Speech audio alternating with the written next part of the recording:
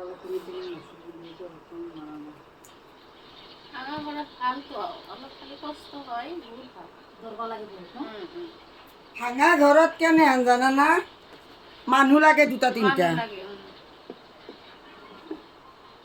মানুহ লাগে দুটা তিনটা ভাঙা ঘৰত চিকিৎসা ভাল আৰু মেইন কথা ভাঙা ঘৰত ডাঙৰ ডাঙৰ ডক্টৰকেইটা ভাঙা ঘৰতে আছে বেলেগত নাই মানুহগিলা প্ৰাইভেটত যায় ক'ৰবাত যায় প্ৰাইভেটৰ ডাক্তাৰকেইটা ক'ত ভাঙা ঘৰত এই যে চাৰে বহে ক'ত ডাক্তাৰ বহে ভাঙা ঘৰত মানুহ কৈ দিছোঁ ভাঙা ঘৰত মানে অলপ দৌৰা মেলা দিগদাৰ হয় মানুহ লাগে বেছি ভাঙা ঘৰত এটা মানুহ দি নহয় দুটা তিনটা মানুহ লাগে প্ৰাইভেটত কিয় যায় জানেনে ডক্টৰটো সেইটোই হয় ইয়াত অলপ সুবিধা মানে জাগাতে আহি গোটেইখিনি হৈ যায় টেষ্ট পৰীক্ষা কিবা পৰীক্ষা বা ঔষধ পাতিখিনি জাগাতে হয় কিন্তু ভাঙা ঘৰত সেইটো নহয় কিন্তু দৌৰা মানুহ থাকিলে ভাঙা ঘৰ ভাল কিন্তু দৌৰা মানুহ প্ৰাইভেট ভাল আৰু মোৰ কাৰণে ভাঙা ঘৰটো মই বেছি ভাল পাওঁ কিয় ভাল পাওঁ মই ভাঙা ঘৰত আগে পিছে যাই থাকোঁ না আইডিয়া কাইডিয়া মই জানো আমাৰতো আইডিয়া কেইটা নাই এতিয়া সেইকাৰণে আমি এচাইড গেছো এচাইড কোনো কামেই নাই চক খাই উঠা যায় কামেই নাই নাযাওঁ যা এলাহ লাগি যায় বেলেগত দৌৰা শুনা পাই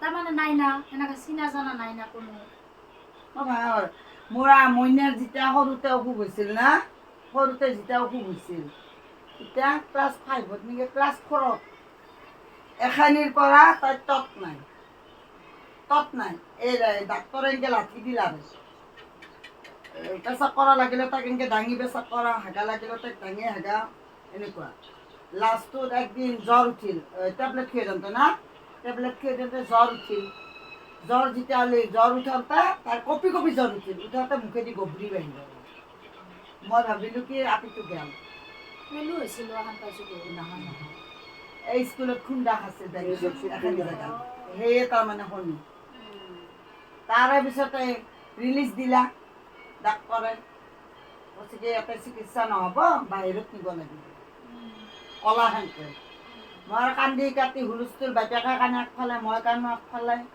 সেনে কৰি কৰি কৰি কৰি তেতিয়াতো অৱস্থা ইমান ভাল নাছিল আৰে তেতিয়া মই অফিচত কাম কৰোঁ 600 টকা দৰমহা পাওঁ বাইদেউকে মিস্ত্ৰী ঠেলা চলাই দিনটোত কেতিয়াবা 100 পায় কেতিয়াবা 50 পায় কেতিয়াবা নাপায়ো আৰু খাৱা মানুহ কিমান কৰা মানুহ এটাহে অকল বাইদেউকে আৰু মই 600 টকা দি কি হয় তাৰে পিছতে ৰিলিজ যেতিয়া দিলে মই কান্দা ধৰিলোঁ বাহিৰত কেনেকৈ নিম তাৰে পিছতে কি হ'ল নেপালী ডাক্তৰনী এটা আছিল না নেপালী ডাক্তৰ ছোৱালী এটা নেপালী দেউতা তাই আহিলা বেজি দিবা আহিলা আৰু তই কৈছে কি আপোনালোক মই কৈছোঁ বাইদেউ ৰিলিজ দিছে আমাক কৈছে কিয়া এইটো ভালে পোৱা নাই বোলো বাহিৰত নিবা কৈছোঁ কিয় বাহিৰত নিবা বাইদেউ নালাগে বাহিৰত নিবা যোৱা এখন কাগজ লিখি দিলা কাউণ্টাৰত দি দিয়া আকৌ ভৰ্তি কৰালা বাইদেউতে ভৰ্তি কৰালা ৰিলিজ নল'ব মই আছোঁ তাৰপিছত তাই ঔষধ পাতি লিখি দিলা লিখি দিওঁতে বাপেকে ঔষধ আনিলা আনোতে তাই তেতিয়া চকু ভালতেই দিলা তাইৰ ঔষধ খাই মই বোলো গেল তাই এনেকৈ হাতখনত এনেকৈ ধৰি আছে তাই এনেকৈ ধৰি আছে চকু ভালতে দিছে কৈছে একো টেনশ্যন নল'বি চব ঠিক হ'ব একো নল'বি হাকান নকৰবি এনেকৈ ধৰি আছে তাই হাতখনত মইনা কিবা পাছটো চাই আছে তাৰে পিছতে চকুটো ভালতে দিলা তাই চকুত পানী মাৰিলা মাৰি পেলাই পানী খুৱাই দিলা মইনাক এনেকৈ বহে দিলা বহে দি কৈছে ভাল পাইছা না অলপ তাই মুখেদি মাতা নাই তাৰপিছত তাই কি কৰিলা ভাল পাব খুৱাই দিলোঁ অলপমান পিছতে তাই কি কৰিছে নিজে বহিছে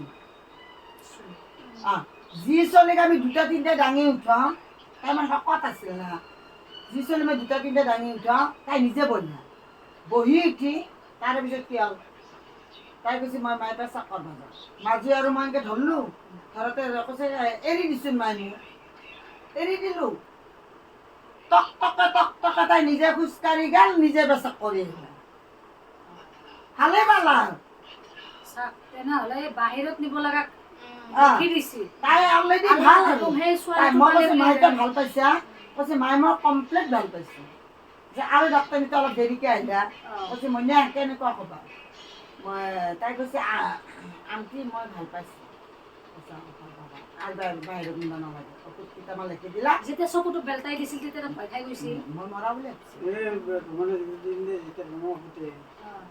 এই গণেশগুৰি বোমা ফুটাওঁতে এই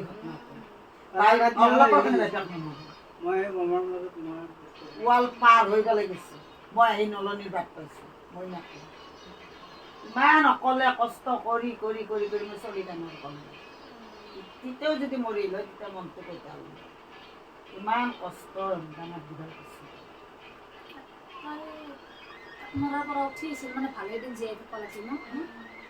ইমান তাই সৰু তাই মৰা নাই নহয়, তাক জবৰদস্তিহে মৰা হৈছিল, জোৰ জবৰদস্তি তাক মাৰিলে। কিজানি তাই মাৰিম বুলিও মাৰা নাই হুছেইনে, ইমানো তাই বেয়া পোৱা নাই, বুজি পাইছে।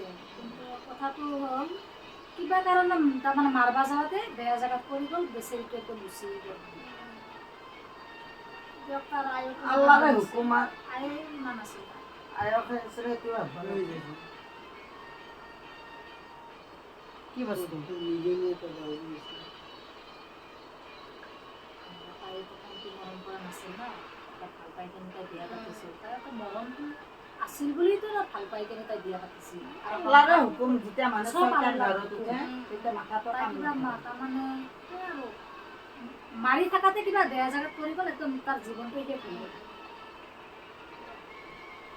এতিয়া কেতিয়াবা আমি মাৰ খোৱা নাছিলোঁ নেকি, হয়নে নহয়? আপুনি মাৰ খোৱা নাছিল নেকি? সময় কম বেছি চবেই মাৰ খায়। আৰু আমাৰ তাই ঢিলা আছে নে? অঁ, আমাৰ তাই মুখ ফুটি কথা নকৈছে। কাৰো আগত যদি কিবা কৈছে কিন্তু নহয়, তাই কিয় সেনেকা আছিল?